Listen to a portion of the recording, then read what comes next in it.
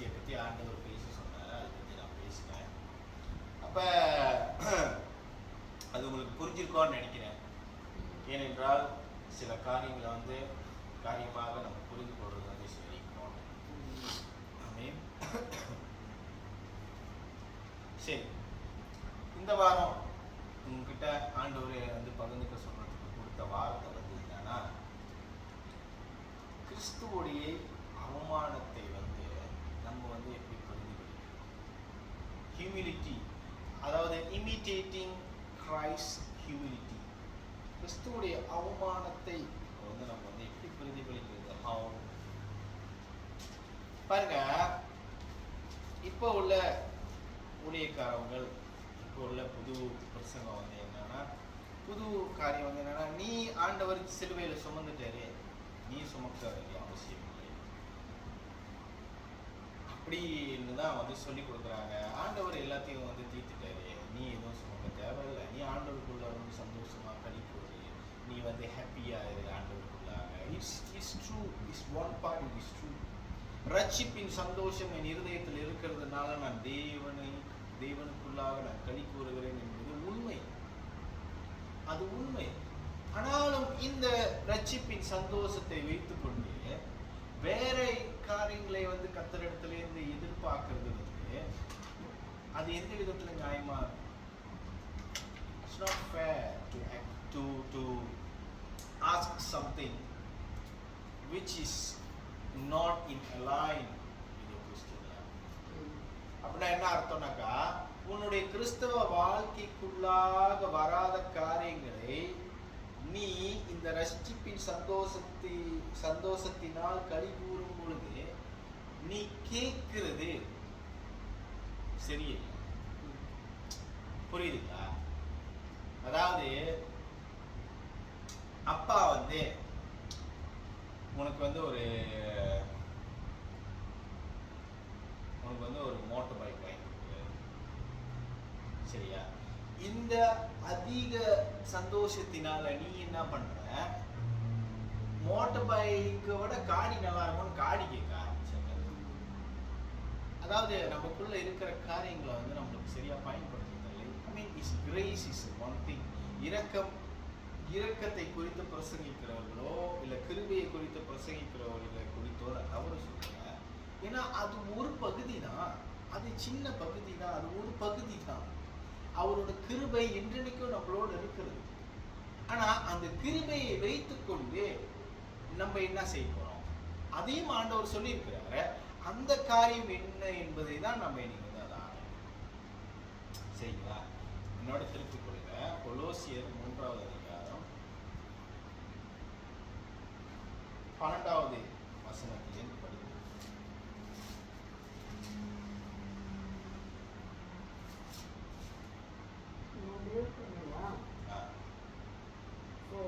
ஆகையால் நீங்கள் தேவனால் தெரிந்து கொள்ளப்பட்ட பரிசுத்த பிரியருமாய் உருக்கமான இரக்கத்தையும் தயவையும் மனத்தாழ்மையும் சாந்தத்தையும் நீடிய பொறுமையும் தரித்துக் கொண்டு ஒருவரை ஒருவர் தாங்கி ஒருவருக்கு குறைபாடு உண்டானால் கிறிஸ்து உங்களுக்கு மன்னித்தது போல ஒருவருக்கொருவர் மன்னியுங்கள். 14வது இவை எல்லாவற்றின் மேலும் பூரண குணத்தின் கட்டாகிய அன்பை தரித்துக் கொள்ளுங்கள். மறுபடியும் அந்த 12வது வசனத்தை படிங்க. ஆகையால் நீங்கள் தேவனால் தெரிந்து கொள்ளப்பட்ட பரிசுத்தரும் பிரியருமாய் உருக்கமான இரக்கத்தையும் தயவையும் மனத்தாழ்மையும் சாந்தத்தையும் நீடிய பொறுமையும் தரித்துக் கொண்டு. பாருங்க, இந்த மனசாந்தம் என்பது இருக்குது இல்ல, மனசாந்தம் வந்து வெரி இம்பார்ட்டன்ட். மனசாந்தம்னா என்னதுனாக்கா, பாருங்க, கிறிஸ்துவுடைய அவமானத்தை தரித்து கொள்ள வேண்டும் என்று நான் முதலாவது சொன்ன காரியம் வந்து என்னன்னா, பாருங்க, இந்த மனசாந்தத்துக்கும் கிறிஸ்துவுடைய அவமானத்துக்கும் நிறைய ஒற்றுமைகள் இருக்குது. அதான் இதுதான் அது. புரியுதுங்களா? பாருங்க, உங்களை நீங்க எப்படி வந்து நீங்க மனசாந்தமா இருக்க முடியும்னாக்கா, நீங்க எப்ப மனசாந்தமா இருக்க முடியும்னா, பிறர்கள் உங்களை அவமதிக்கும் போது புரியுதுங்களா? பிறர் உங்களை அவமதிக்கும் பொழுது, இல்ல பிறர் உங்களுக்கு விரோதமான காரியங்களை செய்யும் பொழுதோ, இல்ல பிறர் உங்களை நிந்திக்கும் பொழுதோ, அப்பொழுதுதான் இந்த மனசாந்தம் கிரியை செய்யும். நீங்க வெறும் வாயாலா மனசாந்தமாக இருக்கிறது அது வேற காரியம். ஆனாலும் இது எப்ப ரொம்ப பிரதிபலிப்பு படையணும்னாக்கா, it is when the time that you need to forgive someone. பாருங்க, அதுக்கு கீழே உள்ள வசனம் என்ன சொல்றது? ஒருவரோடு ஒருவர் மன்னியுங்கள். பாருங்க, ஒருவரோடு ஒருவர் மன்னியுங்கள். அதுக்கப்புறம் இவை எல்லாவற்றின் மேலும் 13 ஒருவரை ஒருவர் தாங்கி ஒருவர் பேரில் ஒருவருக்கு குறைபாடு உண்டானால் கிறிஸ்து உங்களுக்கு மன்னித்தது போல நீ ஒருவரை ஒருவர் மன்னியுங்கள். அதான் பிரச்சனை அங்கதான் இருக்குது. பாருங்க, இந்த மனசாந்தம் என்னன்னாக்கா, பிறர்கள் உங்களை குத்தும் பொழுது, உங்களை எரிக்கும் பொழுது, இல்லை உங்களை உதைக்கும் பொழுது, கிறிஸ்துவின் நிமித்தம் நீங்கள் இதை அனுபவித்தாலுடைய, புரியுதுங்களா? இப்ப கிறிஸ்துவின் நிமித்தம் எப்படின்னாக்கா, நீங்க சுவிசேஷம் சொல்ல போகிறதோ, இல்லை ஒரு ஊழியத்தில் ஈடுபடுறதோ, இல்லை ஏதாவது ஒரு காரியங்களில் ஈடுபடுறதோ, உங்களுக்கான பர்சனல் ஸ்ட்ரகிள்ஸ் இருக்குதுல்ல.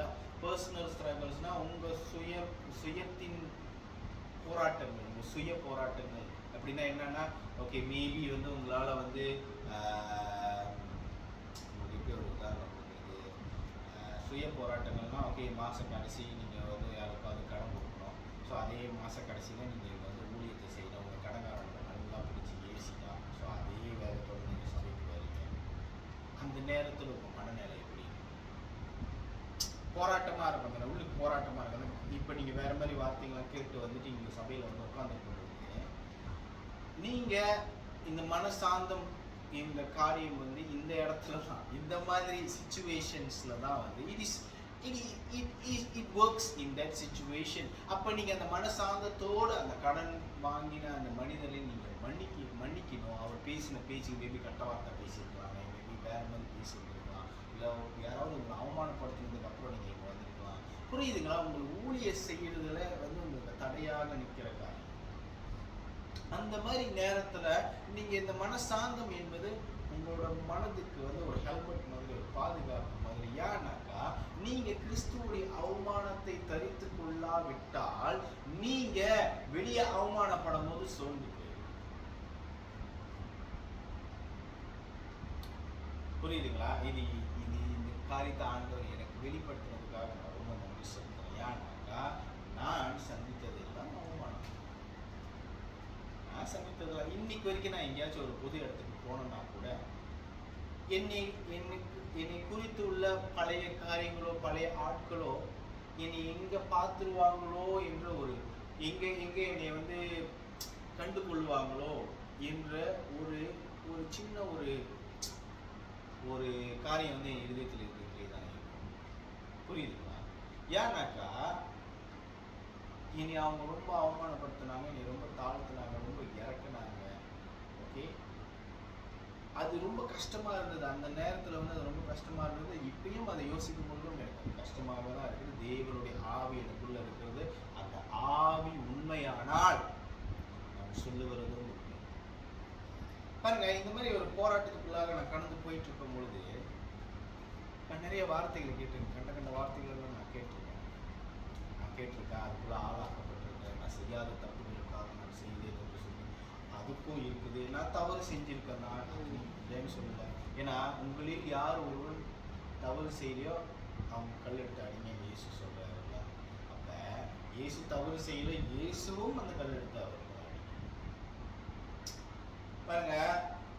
அது போலதான் மனுஷன் நம்ம நியாயம் தீர்க்கிறதுல ரொம்ப வேகமா. ஆனா இங்க கிறிஸ்து நம்மளுக்கு என்ன சொல்லி கொடுக்குறாருன்னா, பவுல் கிறிஸ்துவின் நிமித்தம் அவமானப்பட்டிருக்கிற அந்த பவுல், கிறிஸ்துவின் நிமித்தம் அடி வாங்கி இருக்கிற அந்த பவுல், கிறிஸ்துவின் நிமித்தம் சாவ அடிச்சு துடிச்சு பட்டணத்துக்கு வெளியே வீசப்பட்டு நாதியே இல்லாத பவுல் என்ன சொல்றாருன்னா, நீங்க ஒருவருக்கு ஒருவர்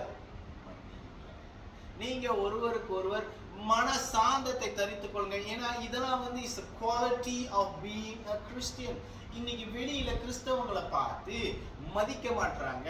கிறிஸ்தவங்களை பார்த்து இந்த துணி வச்சு இந்த மந்திரம் பண்றது, அது லாட் ஆஃப் திங்ஸ். அதை பத்தி பேச விரும்பல. உங்களுக்கே தெரியும் என்ன மாதிரி எல்லாம் நடந்துட்டு இருக்கு. நான் யாரையும் குத்தம் சொல்றதுக்கோ கம்பேர் பண்றதுக்கோ எனக்கு பிரச்சனை வரல. The thing is that these are the things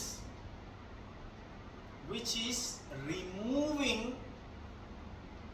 God from God's people. அதாவது நீங்களே கிறிஸ்துவை விட்டு வெளியாகிக்கிறபடிக்கான காரியங்கள்லாம் நிறைய இங்க நடந்துகிட்டு இருக்கு. அதை குறித்து நீங்க கவனமாக இருக்க வேண்டும் என்று சொல்லித்தான். ஆனா இங்க இந்த வசனத்துல வந்து என்ன பண்ணிருக்குனாக்கா 12வது வசனத்தை திரும்பி படிங்க.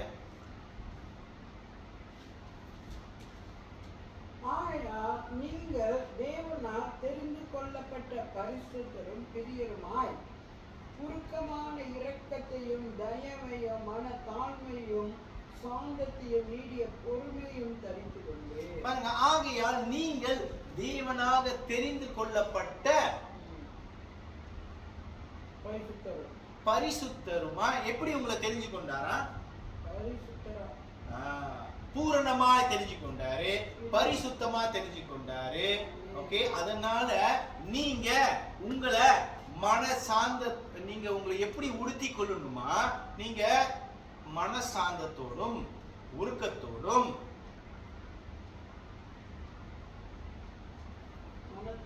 மனத்தாழ்மையுடன் சாந்தத்தையும் நீடிய பொறுமையும் தரித்துக் கொள்ளுங்கள். தரித்துக் கொள்ளுங்கள்னா என்ன அர்த்தம்? தரித்துக் கொள்ளுங்கள்னா என்ன அர்த்தம்? தரித்துக் கொள்ளுங்கள்னாக்கா நீங்க வந்து நான் இந்த சட்டை போட்டிருக்கேன்ல, இந்த சட்டை போட்டிருக்கேன், இந்த பேண்ட்ஸ் போட்டிருக்கேன், இது கண்ணாடி போட்டிருக்கேன், வாட்ச் கட்டியிருக்கேன். ஸோ இந்த மாதிரி நீங்க தரித்துக் கொள்ளணும். Clothe yourself. You see, Englishல வந்து எப்படி போட்டிருக்கா? Therefore, as God's chosen people, holy and dearly loved, clothe yourself with compassion, kindness, humility, gentleness and patience. When I talk about humility, I am talking about imitating Christ's humility. தேவனுடைய மனசாந்தத்தை நாம் பின்பற்றும்படிக்காகத்தான் அதுதான் main thing. புரியுதுங்களா? இதெல்லாம் நீங்க தரிச்சிருந்தாதான் நீங்க ஒருவருக்கு ஒருவர் மன்னித்து ஒருவருக்கு ஒருவர் பொறுத்து கொண்டு எல்லா நற்கிரியைகளை கற்ற அந்த அன்பை நீங்க பெற்றுக்கொள்ளுங்க. அதாவது இந்த 14வது வசனம் படிங்களா?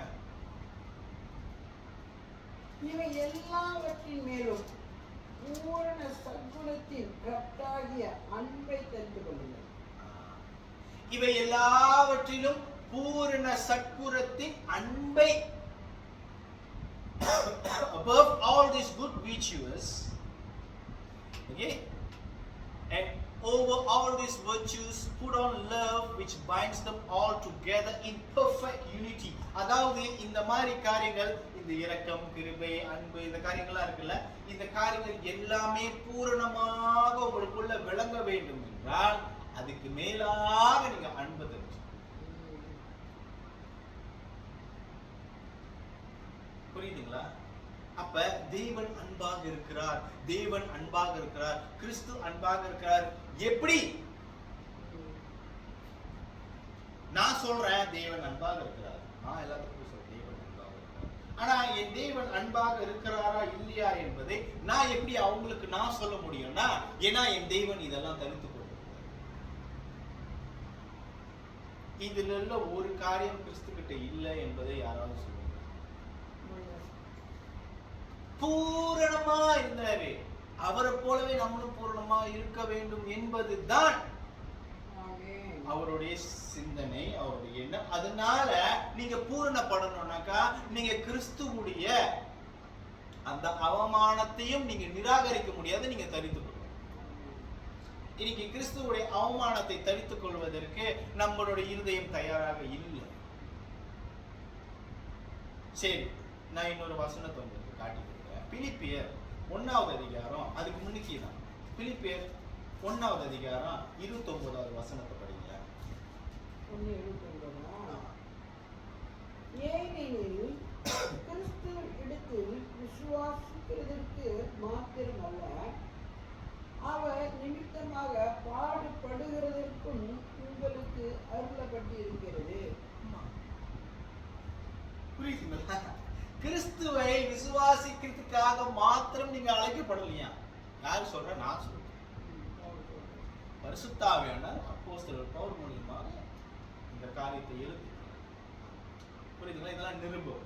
இதெல்லாம் பிலிப்பு சபைக்கு அவங்க எழுதுற நிருபம். பிலிப்பு சபையை குறித்து நீங்க போய் இந்த பிலிப்பியரை 1, 2, 3, 4 நீங்க படிச்சு பார்த்தீங்கன்னா, பிலிப்பியர்களுக்கு பவுல் ஆலோசனை சொல்லுகிற கடிதம். அவங்களை கேட்கிறாரு. அவங்கள வந்து எதுக்குள்ளாக நடத்துறாருன்னா, கிறிஸ்துவோட பூர்ணத்துக்குள்ளாக நடத்துறதுக்காகத்தான் இந்த கடிதம். புரியுதுங்களா? எல்லா சபைக்கும் பவுல் வந்து எழுதும் போது வேற வேற மாதிரி எழுதுவாரு. ஆனால் நீங்க நல்லா கொண்டு போய் நடுவுல உச்சத்துல வச்சு பாத்தீங்கன்னாக்கா, கிறிஸ்துவுடைய அன்புல பூர்ணப்படுறதுக்காகத்தான் இதெல்லாம் இருக்கு. அது எப்படி பூர்ணப்படுறது? உங்களுக்குள்ள என்ன குறைச்சலாக இருக்கு, இதை நீங்க சரிப்படுத்திக்கிங்க, அப்ப நீங்க கிறிஸ்துவோடைய அன்புல பூர்ணப்பட்டுருவீங்கன்றதுக்காகத்தான் இந்த கடிதங்கள் எழுது. அதோட கருப்பொருள் வந்து ஒண்ணுதான், கிறிஸ்துவோடைய அன்புக்குள்ளாக நம்ம வந்து பூர்ணப்பட வேண்டும். இதுதான் சபை, இதுதான் கிறிஸ்துவை பின்பற்றுகிறது. இதுதான், இது ஒரு ஸ்டாண்டர்ட், இதுதான் ஸ்டாண்டர்ட். நீங்க கிறிஸ்துவை விசுவாசிக்கிறதுக்காக மாத்திரம் நீங்க அழைக்கப்படல, ஆனாலும் நீங்க கிறிஸ்துவோடைய அவமானத்தை தரித்துக் கொள்ளவும் நீங்க அழைக்கப்பட்டிருக்கிறீங்க. இந்த காரியத்தை தான் இன்னைக்கு நிராகரித்து விட்டு, இயேசு சுமந்து கொண்டாரே, நான் சுமக்க தேவையில்லை என்ற பாடலை வந்து நானும் பாடியிருக்கேன், நீங்களும் பாடியிருக்கிறீங்க. ஆனாலும் இயேசு உங்ககிட்டேந்து சுமந்து கொள்ளுகிற சுமை அது உங்களுடைய சுமை. ஆனா பதிலுக்காக அவர் வந்து உங்களுக்கு ஒரு சுமையை கொடுக்கிறாரு. ஆனா அது உங்களுக்கு இலகுவா இருக்கும்னு கிறிஸ்துவே சொல்றாரு. ஆமா தானே? அப்ப இதை எப்படி நம்ம தரித்துக் கொள்றது? அதாவது நீங்க யாராவது உங்களை அவமானப்படுத்தும் போது, வேதனைப்படுத்தும் போது, கேள்வி கேட்கும் போது, எப்படியோ இந்த அவமானம் வந்து பல விதத்துல உங்களுக்கு வரும். பண பிரச்சனை மூலியமா வரும், சகோதரர் மூலியமா வரும், சகோதரி மூலியமா வரும், நிறைய வியாதி,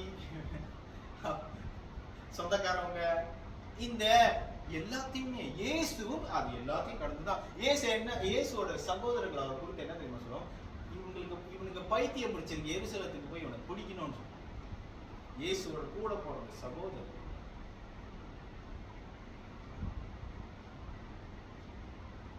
அவர் பூர்ணமா இருக்கிறாரு, அவருதான் பூர்ணமா இருக்கிறாரு. அவங்க பூர்ணமா இல்லாதனால இயேசுவை பார்த்தா அவங்களுக்கு பைத்தியம் மாதிரி தெரியும். உங்களுக்கு புரியுதா என்ன அர்த்தம்னு? எனக்கு புரிஞ்சிச்சு.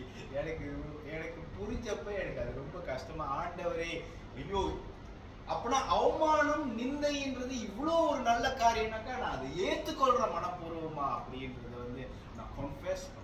நான் வந்து அறிக்கை செய்தேன். ஏனென்றால் இதெல்லாம் செய்ததுதான் நான். இதெல்லாம் எனக்குள்ள சேரலன்னா நான் உங்ககிட்ட இருந்து ஒதுக்கப்பட்டுருவேன். ஆண்டவரே, நானும் பரிபூர்ணமா உங்களை போலவே பரிபூர்ணமா ஆக்கிறதுக்காகத்தான் நீங்க எனக்கு வழிகளை வந்து கொடுக்குறீங்க, இந்த காரியங்கள்லாம் கடந்து போக வைக்கிறீங்க. நீங்க அவமானப்படும் போது, வேதனைப்படும் போது, பலவீனப்படும் போது தேவ பலன் உங்களுக்குள்ள கிரியை செய்யுது. அப்பதான் கிரியை செய்யுது. சும்மா டெய்லி ஏந்திரிச்சவனு தேவ பலன் அப்படி அது எஸ்பெஷலி நீங்க ஒரு காரியத்துல உழுவுறீங்க, அவமானப்படுறீங்க, ஏந்திரிக்கிறீங்க, மறுபடியும் பலப்படுறீங்க, உங்களை விட்டு கொடுக்காதபடிக்கு ஒரு ஆவி உங்களுக்குள்ள போராடிக்கிட்டே இருக்குது இல்ல?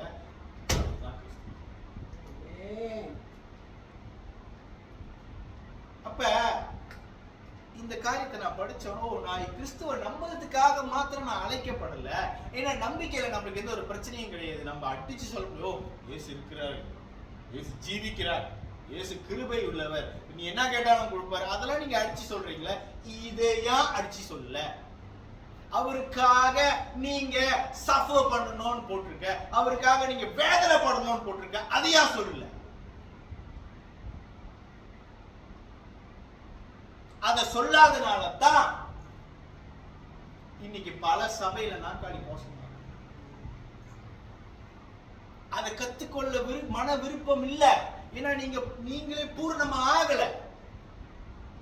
உங்களுக்கும் பூர்ணமா ஆகிறதுக்கு விருப்பம் இல்லை. ஏன்னா கஷ்டம்னா யாருக்கும் பிடிக்காது, வேதனைனா யாருக்கும் பிடிக்காது, வலினா யாருக்கும் பிடிக்காது. ஆனா இயேசு உங்ககிட்ட என்ன சொல்றாருன்னா, என் பரிசுத்த ஆவியானவர் உங்ககிட்ட என்ன சொல்றாருன்னா, நீங்க நம்புறதுக்காக மாத்திரம் அழைக்கப்படல, நீங்க அவரின் நிமித்தம் கஷ்டப்படுறதுக்கும் நீங்க அழைக்கப்பட்டிருக்கீங்க. அது உங்களுக்கு தேவன் கொடுத்த கிருபை.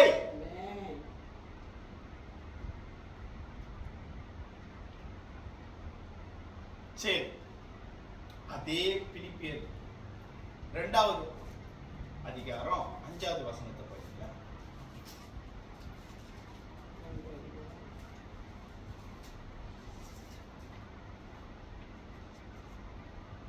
கிறிஸ்து இயேசுவில் இருந்த சிந்தையே உங்களிலும் இருக்க கடவுள். கிறிஸ்து இயேசுவில் இருக்கும் சிந்தனையே உங்களுக்குள் இருக்க கடவுது. அப்படினா you have to have the same mindset like Christ Jesus. Same mindset in terms of என்னை குத்துனவன கூட நான் மன்னிப்பேன், எனக்கு விரோதமா பேசுறவங்களை நான் மன்னிப்பேன். அவங்க என்கிட்ட என்னை கை வச்சு சுகப்படுத்துன்னு சொன்னா நான் சுகப்படுத்துவேன். சீமோன் இருக்கிறாருல்ல, குஷ்டரோகி சீமோன், நீங்க பிரசங்கம் பண்ணீங்களா போன வாரமோ முந்தின வாரமோ? குஷ்டரோகி சீமோன் குஷ்டரோகம் முடிச்சவன், அவனே குஷ்டரோகம் முடிச்சவன், அவனே சேர்த்துக்கலாம் அவன் வீட்டுல. அவனை இயேசு அவனுக்கு மனம் இறங்கினாரு. இயேசு அவனுக்கு மனம் இறங்கினதுக்கு அப்புறம் அவனும் இயேசுவும் இயேசுவின் பேரால அங்க இன்னைக்கு ஒரு டின்னர். இயேசு காயத்துல நல்லா ஆக்கிட்டாரு. அதனால இயேசுவோட தலைமையில அங்க அன்னைக்கு அவனும் ராத்திரி சாப்பாடு டின்னர். சீசர்லாம் அழைக்கப்பட்டிருக்காங்க, எல்லாம் ஒன்னா போறாங்க அங்க. ஓகே, அங்க போன உடனே சீமோன் யூதர்களுக்கும் பாதி இயேசுவுக்கும் பாதி அப்படின்னு இருந்தனால இயேசுவை ஒழுங்கா அவன் தேவனுடைய இயேசுடைய கணத்துல அந்த டின்னரை நடத்தினாலும் இயேசு கூறிய கணத்தை அவன் கொடுக்கல.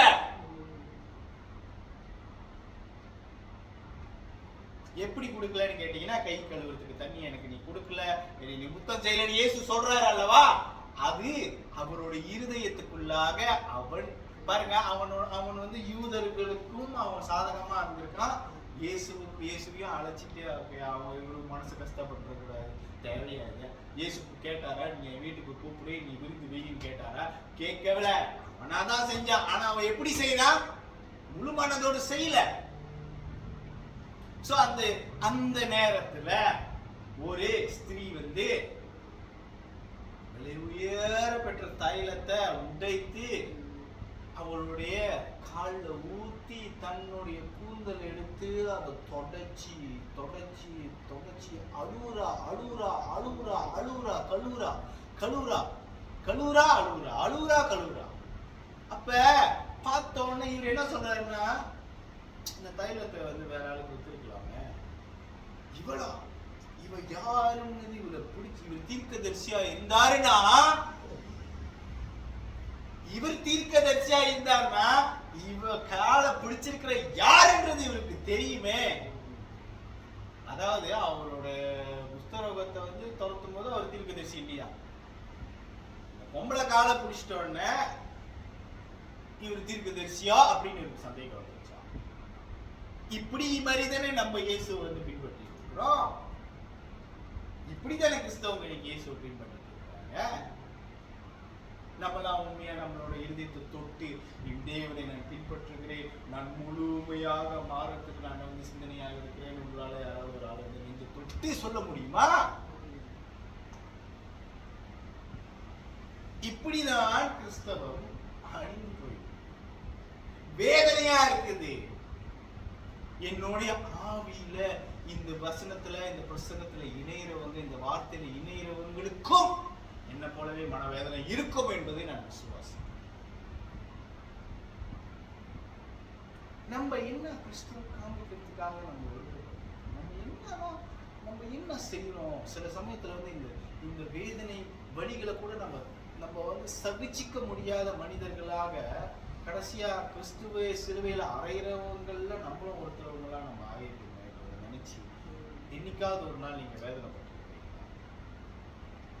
பாருங்க, in your relationship with one another have the same mindset as Christ Jesus. இப்பலாம் நான் எங்க போனாலும் எப்படி இருந்தாலும் நான் உங்களுக்கு சொல்றேன், என்னால முடிஞ்ச அளவுக்கு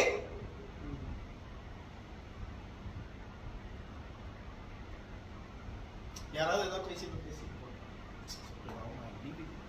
I don't want to explain to you. நான் உன்கிட்ட விளக்க விரும்பல, நீ பேசினதுக்காக உன்னை மன்னிக்க விரும்புற. நீ அறியாம பேசுற, நீ தெரியாம இருக்கிற, நீ நினைக்கிற ஒரு சூழ்நிலையோ என்னோட வாழ்க்கையில அது இல்லைன்றது உனக்கு நான் சொல்லி புரிய வைக்கவும் முடியாது.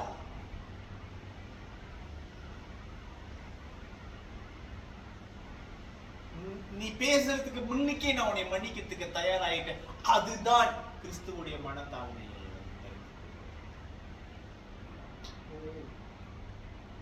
I try my best with the help of Holy Spirit. பரிசுத்த ஆவியானவருடைய உதவியினால் நான் என்னால முடிஞ்ச அளவுக்கு ஆண்டவரே please help me to bear this suffering. எனக்கு பாடுகள் இருக்குதுன்றது எனக்கு தெரியும். எனக்கு பாடுகளை தாங்கிறதுக்கு எனக்கு மனத்தாழ்மையை கொடுங்க, எனக்கு பலத்தை கொடுங்க. எனக்கு இது முக்கியம். ஏன்னா நான் கஷ்டப்படாம வரத்துக்கு இல்ல இல்ல இல்ல இல்ல இல்ல அப்படிலாம் நீங்க எனக்கு சொல்லி கொடுக்கல. நீங்க மேலோட்டமா இந்த வயதத்தை படிக்கிறவங்களுக்கு மேபி வந்து நீங்க கஷ்டப்படாம பரலோகத்துக்கு கூட்டிட்டு போயிருவீங்கன்னு எழுதிருக்கு. ஆனா எனக்கு அந்த மாதிரி எழுதல. நான் செக் பண்ணி பாக்குறேன், எனக்கு அந்த மாதிரி எழுதல. எனக்கு என்ன எழுதி இருக்குதுன்னா, நீங்க இயேசுவோடு இருக்கிற உறவுல நீங்க நம்புறதுக்காக மாத்திரம் நீங்க அழைக்கப்படல. நீங்க வேதனை, அவரோட வேதனைகளும் உங்களுக்குள்ளாக இருக்குது, அதையும் அனுபவிக்கணும். அனுபவிச்சதுக்கு அப்புறம் தான் நீங்க பரலோகத்துக்கு.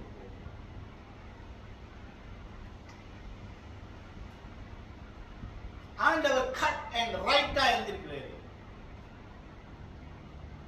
அவர் ரொம்ப பெர்ஃபெக்ட்டா எழுதிருக்கிறாரு.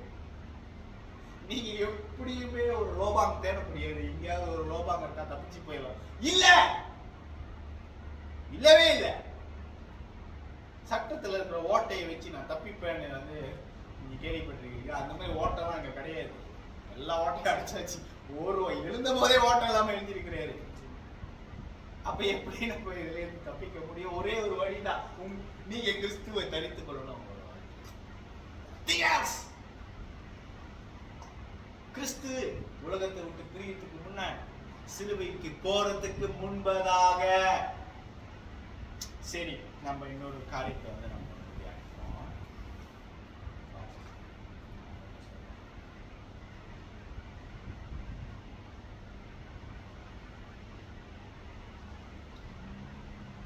யோவான் 13வது அதிகாரம்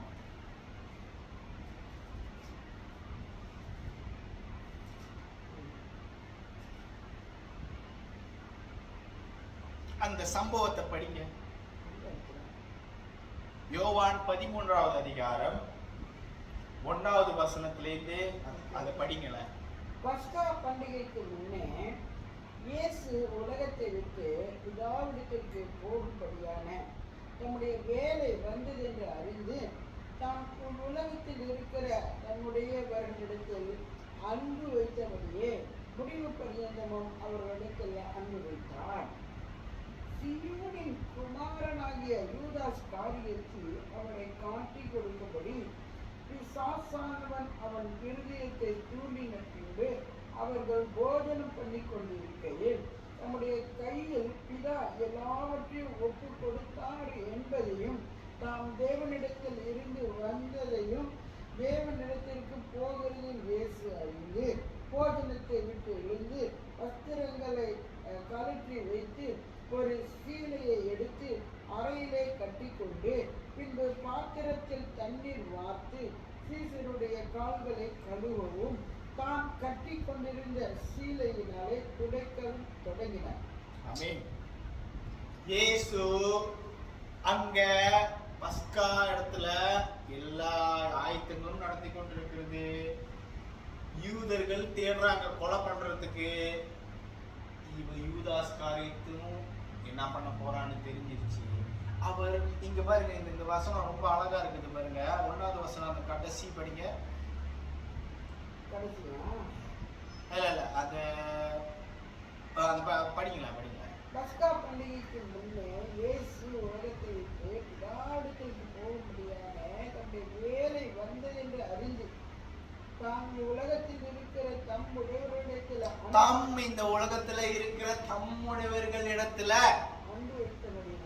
அன்பு வைத்தபடியினால முடிவு பரியந்தமும் அவரிடத்துல அன்பு வைத்தார். பாருங்க, இப்ப முடிவு பரியந்தமும் அன்பு வைக்கிறதுக்கு ரெடி ஆயிட்டாரு.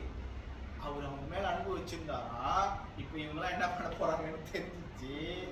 சரி, அவர் ஆரம்பத்துல இருந்தே தெரியும், அவர் இப்ப தெரிஞ்சிச்சு இல்ல, தெரிஞ்சோம் மனம் மாத்திக்க விரும்பல. முடிவு பரியந்தமும் அவர்கள் மேல அன்பு வைத்தார். முடிவு பரியந்தமும். அப்ப இன்னொரு விஷயம் அங்க நடக்குது. என்ன நடக்குதுன்னா, பிதா தம் மேல எல்லா அதிகாரத்தையும் வச்சது என்பதை அறிந்து. 3வது வசனம், பிதா தம்முடைய எல்லா அதிகாரத்தையும் இயேசுவுக்கு கீழாக வைத்து விட்டார் என்பதை அறிந்தவுடனே அந்த அதிகாரத்தை பயன்படுத்தி நான் சிலுவையிலிருந்து தப்பித்து விடலாம் என்பதை சொல்லாமல் தன்னுடைய இருதயத்தை தாழ்த்தி தம்முடைய சீஷர்களுடைய காலை கழுவதற்காக. எப்ப அதிகாரம் கிடைச்சிட்ட உடனே சில பேரை பார்க்கணுமே.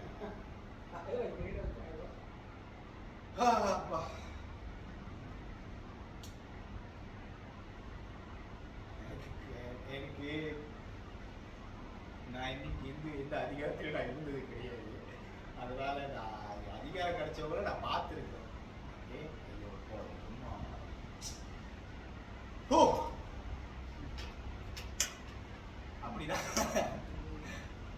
அப்படிதான் இருக்கும். ஆனா இயேசு இதுதான் the things that we are missing. இந்த பசில் பார்த்துருக்கிறீங்களா? எங்க அம்மா சின்ன வயசுல எங்களுக்கு பசில் வாங்கி கொடுப்பாங்க, கூப்பிட்டு. அது படம் வேற ஒரு படம் வரும், வேற மாதிரி நிறைய பீஸ் இருக்கும். அந்த பீஸை பசங்க பண்ணணும். பசங்க பண்ணோன்னா அழகா ஒரு படம் வரும். ஒரு கரடி படமா, ஒரு crocodile படமா, ஏதாவது ஒன்று வரும். அந்த மாதிரி தான் நம்மளோட கிறிஸ்தவ வாழ்க்கையில மிஸ்ஸிங் பீஸ். அந்த ஓவியம் விளங்க முடியாத அளவுக்கு காணாம போன சில துணுக்கைகள் தான் இது ஒரு துணுக்கை தான். ஏன்னா இதா தம்முடைய இடத்துல எல்லாத்தையும் வச்சுட்டாருன்றது தெரிஞ்சு, ஏன்னா அவரோட பத்தி தீர்க்கதரிசனம் என்ன சொல்றா, கர்த்தர் தோளும் அவர் தோள் மேல் இருக்கும். அந்த வாக்கு தத்துவம் இங்க நிறைவேறுது. எல்லாத்தையும் அவருக்கு கீழாக வைத்து அவரை இதான் எல்லாத்தையும் வச்சுட்ட உடனே அவரே பவர் கிடைச்சிருச்சுன்னு ஆடு. பவர் கிடைச்சிருச்சுன்னு ஆடு. அவர் என்ன தெரியுமா பண்ணாரா? மறுபடியும் நீங்க பிடிப்பு இருக்கு தெரிஞ்சுக்கிறீங்களா?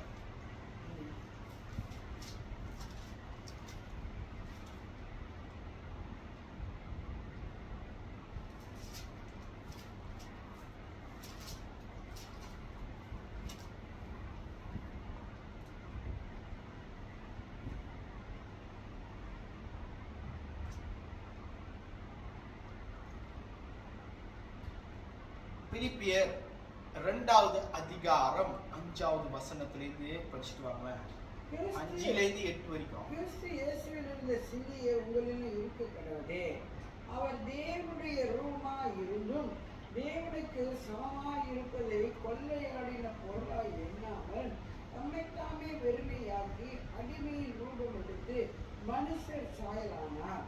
அவர் மனுஷருமாய் காணப்பட்டு மரண பரியந்தமும், அதாவது சிலுவையின் மரண பரியந்தமும் கீழ்ப்படிந்தவராகி தாழ்மையை தம்மையாமே தாழ்த்தினார். சில பேருக்கு உயர்வு வரும், ஆனா அதுக்கப்புறம் அவங்களால அதுக்கு மேல போக முடியும். ஏன்னா அவங்க அந்த உயர்வை கொள்ளையிட்ட பொருளா எண்ணிக்கணும். ஆனா கிறிஸ்து வந்து நம்முடைய தேவனோடு அவர் வந்து ஒன்னா சரி தருவா. ஒரே மாதிரி தேவன் நான் இருக்கிறாரு, ஆனா அவர் அதை கொள்ளையிட்ட பொருளாக எண்ணாதபடிக்கு தன்னை தானே தாழ்த்தி எப்போ வரைக்கும் தாழ்த்தினாராம்? இறுதி பொருள் வரைக்கும் தாழ்த்தினாராம். அதுதான் பிரச்சனை. இப்ப நம்மலாம் ஏதாச்சும் ஒண்ணு நடக்கணும்னா நம்ம தாழ்த்திக்குவோம். இப்ப இங்க என்ன பிரச்சனைனா, இறுதி பரியந்தமும் தாழ்த்துறதுக்கு நீங்க அதாவது தயாராகி இந்த காரியத்துக்கெல்லாம் வரணும். அதனாலதான் உங்களுடைய சிந்தை கிறிஸ்து இயேசுவை போல இருக்கணும். ஏன்னா கிறிஸ்து இயேசு தனக்கு நடக்கப்பட்டது எல்லாத்தையும் ஏற்றுக்கொண்டு அவர் தாழ்மையா தன்னுடைய, ஏன்னா இன்னைக்கு எனக்கும் உங்களுக்கும் என்ன நடக்க போகுது நம்ம வாழ்க்கையிலன்றது நம்மளுக்கு தெரியாது. இதுக்கு முன்னுக்கு என்ன நடந்ததுன்னு கூட நம்மளுக்கு தெரியாது. அதனால இருக்கிற இந்த கொஞ்சம் வாழ்க்கையாவது நம்ம இப்ப ஒரு சிந்தனையா ஒரு மனமா நம்மளோட இருதயத்தை தாழ்த்தி, இதுக்கு மேல யார் நம்மளை அடிக்க போறாங்கன்னு தெரியாது, யார் நம்மளை வேதனைப்படுத்த போறாங்கன்னு தெரியாது, யார் நம்ம என்னென்ன பண்ண போறாங்கன்னு நம்மளுக்கு தெரியாது. அது எந்த இடத்துல இருந்து வரோன்றது தெரியாது. ஆனாலும் இதெல்லாம் ஏற்றுக்கொள்றோம். ஆண்டவரே நான் உம்மோடு ஒரே சிந்தனையா நான் இருக்கிறதுக்கு நான் என்னை ஒப்பு கொடுக்குறேன். ஆண்டவரே நான் தாழ்மையை தரிச்சு கொள்றேன், நான் இறங்கிக்கிறேன், நான் எல்லாத்தையும் விட்டு கொடுக்குறேன் உங்களுக்காக உங்களை போலவே ஆவறதுக்காக நான் ஒப்பு கொடுக்குறேன் அப்படின்னு நீங்க சொல்லும் பொழுது, இதுக்கப்புறம் நீங்க ரெடியா இருக்கணும். யார் உங்களுக்கு என்ன செஞ்சாலும் நீங்க மன்னிக்கிறதுக்கு, யார் என்ன வேதனைப்படுத்தினாலும் மன்னிக்க. You have to be ready because this is what the Bible is teaching. I am not the one who teaches you. நான் இல்லவே இல்லை. எனக்கு எங்க அம்மாவை கேட்டு பாருங்க, எங்க அம்மா இங்க தான் உட்காந்துருக்காங்க. எனக்கு பேசுறதுக்கு இந்த மாதிரி ஒரு ஞானம் இருக்குதா? எனக்கு இருக்கா? எனக்கு பர்சனலி எனக்கு இந்த மாதிரி ஒரு ஞானம் இருக்கா பேசுறதுக்கு? நானே ஒரு தத்தி, நானும் ஒரு முட்டாள் தான் உங்களை மாதிரி. நானும் இந்த மாதிரி நிறைய காரியங்களில் வஞ்சிக்கப்பட்டிருக்கிறேன். உங்களை காட்டிலும் அதிகமா நான் சோதிக்கப்பட்டிருக்கிறேனே சொல்றேன். இந்த அளவுக்கு பேசுறதுக்கு எனக்கு விவரம் இல்லை. ஆனாலும் எனக்குள்ள இருக்கிற கிறிஸ்துவானவர் இந்த காரியத்தை வெளிப்படுத்துறேன்னா, நான் வரும்போதே நான் என்ன ஜெபம் பண்ணிட்டு வரணும், என்னையும் பார்க்க கூட இருப்பா. எனக்குள்ள இருக்கிற உங்களை தான் எல்லாரும் பார்க்கணும். ஓகே, ஏன்னா இது உங்களோட டைம், இது என்னோட டைம் கிடையாது. ஓகே, நான் ஜோக் பண்ணல. கிறிஸ்து வெளிப்படணும் எல்லா இடத்துலையும். அப்போதான் ஆளுங்க தொடப்படுவாங்க, அப்போதான் ஆளுங்க ரட்சிக்கப்படுவாங்க. அதுதான் எங்க குறையுது. ஆண்டவர் பணம் தராரு, வீடு தராரு, காடி தராருன்னு பிரசங்கம் பண்றவங்க மத்தியில இந்த மாதிரி ஒரு பிரசங்கத்தை பண்றதுக்கு ஆள் இல்லாம குறைஞ்சிட்டு வராங்க. இது வந்து இப்படி இல்ல. முந்தியாவது நம்மளுக்கு கொஞ்சம் நம்பிக்கை இருந்துச்சு, கொஞ்ச நாளாச்சும் வந்து நம்மள கொஞ்சம் பேர் வந்து பரலோகத்துக்கு போவோன்ற ஒரு நம்பிக்கை இருந்துச்சு. இப்ப அது சுத்தமா இல்லாம போயிடுச்சு. காரணம் வந்து கிறிஸ்துவோடைய காரியங்களை நம்ம தடுத்து. இறுதியா நான் உங்களுக்கு ஒரே ஒரு வசனத்தை யோவான் 14:34-35.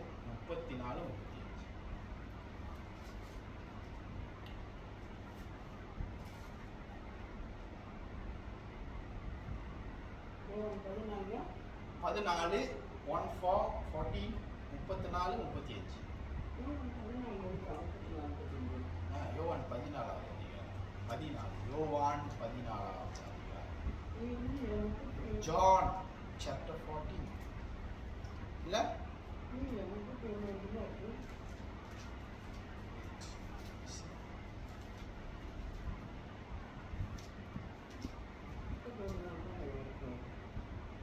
ஓகே, அப்ப நான் சாவா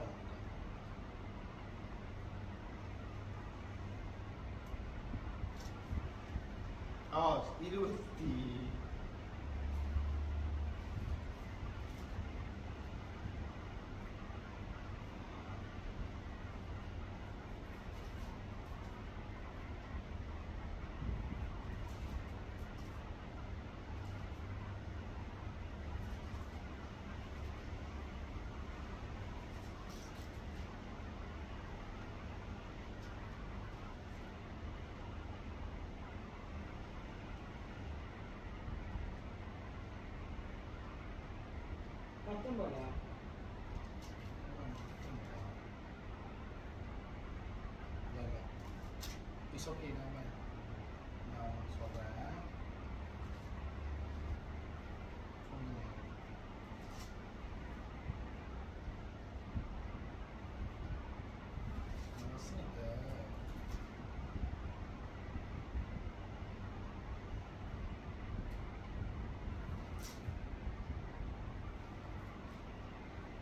நம்ம 15வது வசனம் படிங்க. 14, 15.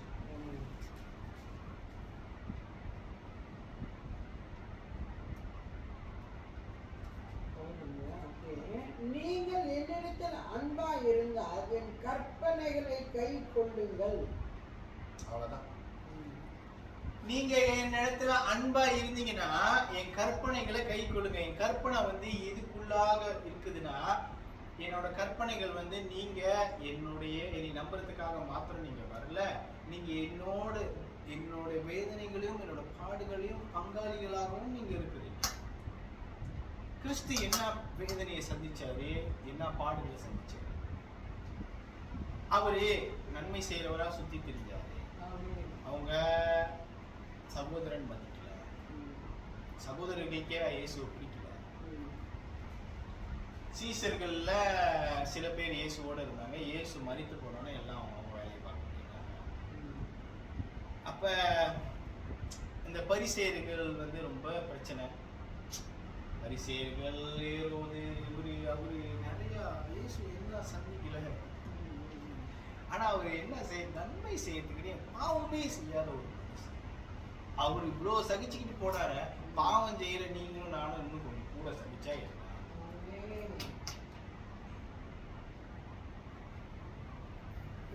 அப்ப பாடுகள் சகிக்கிறதுக்கும் நம்ம தயாராக இருக்க வேண்டும். ஏன்னா ஒரு ராணுவத்தில் இருக்கிற ஒரு போர் வீரனுக்கு வந்து அவன் முற்றிலும் அவிதவனா இருக்கும். ஒரு போர் வீரனுக்கு வந்து எல்லா காரியமும் தெரியும். அதே மாதிரி தான் தேவன் நம்ம இருக்கணும்ன்றது நம்ம எதிர்பார்க்கிறாரு. தாழ்மையை தரித்து கொள்கிறேன்னா நம்ம தேவனே தாழ்மையை தரித்து கொள்கிறது. அதனாலதான் நம்மளால அவரை பார்க்க முடியல. இருதயத்தின் தாழ்மை உள்ளவன் தேவனை, இருதயத்தில் சுத்தம் உள்ளவன் தேவனை தரிசிப்பான். இருதயத்தில் தாழ்மை உள்ளவர்கள் இந்த பூமியை சுதந்திரிப்பார்கள். அப்ப தாழ்மையை தரித்துக் கொள்வது ரொம்ப அவசியமான காரியம் என்பதை நம்ம தாழ்த்தப்பட்ட பொழுது நம்ம ஏன் தாழ்த்தப்படுகிறோம்ன்றதை நம்ம யோசிக்காதபடிக்கு கிறிஸ்துவுக்குள்ளாக நம்ம தாழ்த்தப்படுகிறோம் என்று அதை குறித்து நம்ம மகிழ்ச்சி அடையணும், நம்ம சந்தோஷப்படணும். இந்த வாய்ப்பு எனக்கு கிடைச்சிருக்கேன், இந்த வாய்ப்பு எனக்கு கிடைச்சிருக்கேன்றதை நினைச்சு நம்ம களி கூறும் போது, நம்ம மகிழும் போது உங்கள் துக்கம், கவலைகள், கண்ணீர் எல்லாம் மறைந்து. ஏன்னா நம்மளுக்கு அந்த நேரத்தில் தாழ்த்தப்படும் போது நம்ம முட்டி குனிய மாட்டேங்குது, நம்ம தாழ்த்த மாற்றோம், நம்ம இப்படியே மல்லு கட்டிக்கிட்டு இருக்கோம். அதனால தான் நீங்க தோக்கிறதுக்கு நீங்க தான் தான். நீங்க உங்களோட இதயத்தை தாழ்த்தினீங்கன்னா, கிறிஸ்துவ போல இருக்கிறதுக்கு நீங்க வந்து தயாராகிட்டீங்கன்னா, எதுவும் உங்களை ஒன்று சொல்லுங்க. Nothing can to anything, nothing anything. சிம்பிளா சொல்லணும். சரியா? இதுதான் பரிசுத்த ஆவியானவர் எனக்கு தாழ்மையை பற்றி சொல்லி கொடுத்த வார்த்தை. இன்னும் என்னை தாழ்த்துங்க ஆண்டவரே, இன்னும் என்னை எனக்கு நீ சொக்கீங்க. I feel happy because I will suffer for your sake. In the name of Jesus, I will suffer. Amen. தேவன் எனக்கு அந்த பலத்தை கொடுப்பாரு. சரி, நம்ம கரைகளை தாழ்த்தி தேவனுடைய சமூகத்தில் நம்மளை தாழ்த்தும்படிக்காக நம்ம to the mighty name of the Lord Almighty Jesus Christ, the Lord Almighty Jesus Christ, please Lord, we want to imitate your humility, Lord. Lord Jesus, we want to imitate your humility, Lord. Let us be the same mind as Jesus. Let us be like mind as Jesus Christ, Son of the Holy One, Lord. Lord Jesus Christ, Lord, clothe ourselves, Lord. Lord, clothe us, Lord. Lord, let us clothe ourselves with humility, compassion, kindness, patience, and gentleness, Lord. Lord, clothe us right now, Lord. Let all above these virtues. Hallelujah, Lord. Let us put on love above all these virtues, Lord. In the name of Jesus, right now itself, we humble our heart, Lord. Lord, we will take suffering for your sake, Lord. உங்க நிமித்தம் நாங்க பாடுபடுகிறதுக்கு தயாராகி எங்களை உங்க கரத்துல நாங்கள் ஒப்பு கொடுக்கிறோம். அதுக்காகத்தான் நாங்க ஞானஸ்தானம் அடைஞ்சோம். அதுக்காகத்தான் நாங்க வாரம் ஆண்டவரே மாசத்துல ஒரு நாள் ஆண்டவரே நாங்க ஆண்டவரே இந்த ராபோஜன்ல நாங்க பங்கெடுக்கிறோம். நாங்க பங்கெடுக்கும் போது நாங்க உங்களோட விசுவாசிக்கிறதுக்கு மாத்திரம் நாங்க பங்காளி ஆவல ஆண்டவர், உங்களோட பாடுகளுக்கும் நாங்க பங்காளி ஆகிறோம்னு சொல்லித்தான் ஆண்டவரே அந்த காரியத்தை நீங்க எங்களுக்கு அனுமதிச்சீங்க. அதனால நாங்க உங்களோட பாடுகளையும் பங்காளி ஆவறதுக்கு விருப்பப்படுகிறோம் என்பதை முழு மனதோடும் முழு இருதயத்தோடும் முழு சிந்தனையோடும் இந்த நேரத்துல பரிசுத்த ஆவியானவரோட கரத்துல எங்களை ஒப்பு கொடுக்கிறோம். பரிசுத்த ஆவியானவரே, எங்களுக்காக இடைவிடாமல் ஆண்டவரை பரிந்து பேசுகிறவரே, ஆண்டவரே நீங்க எங்களுக்காக பரிந்து பேசி எங்கள் பாடுகளை நாங்கள் சகிக்கும்படிக்கு தேவ பலத்தை எங்களுக்கு பெற்றுக்கொள்ளும்படிக்கு நீர் எங்களுக்கு அருளை செய்யும். And to the mighty name of the Lord Almighty Jesus Christ's name we pray. Amen.